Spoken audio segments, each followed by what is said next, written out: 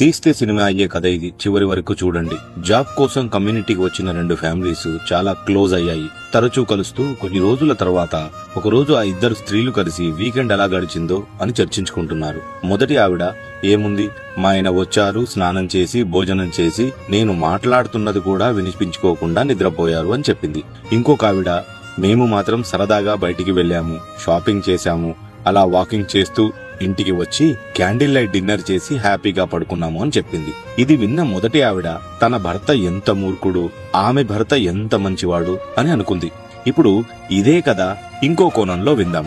Office లో అదే ఇద్దరు ఫ్రెండ్స్ లంచ్ లో కూర్చొని వీకెండ్ ఎలా గడిచింది మామా అని అడిగితే మొదటి ఆవిడ భర్త ఇంటికి వెళ్లగానే అలసిపోయానని గమనించి మా ఆవిడ నవ్వుతూ ఎదురొచ్చి వేడి నీళ్లు స్నానానికి పెట్టి ఎంతో రుచికరమైన భోజనం తిన్నాక తన ముచ్చట్లు వింటూ అలా నిద్ర పట్టేసింది మామా అని అంటాడు.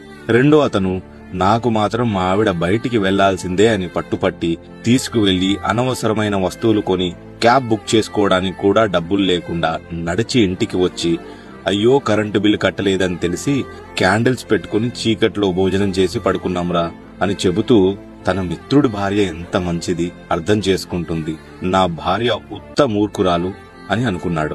ఒకే కథ, రెండు భిన్న కోణాలు, రెండు భిన్నమైన వ్యక్తిత్వాలు. కొన్నిసార్లు మనం చెవులతో విన్నది, కంటితో చూసింది కూడా నిజం కాదు. ఇలాంటి పరిస్థితిలో మీరు ఎటువైపు ఆలోచిస్తారో కమెంట్స్ లో తెలపండి. మరిన్ని ఒరిజినల్ కథల కోసం రాము కాకోయిని ఫాలో చేయండి.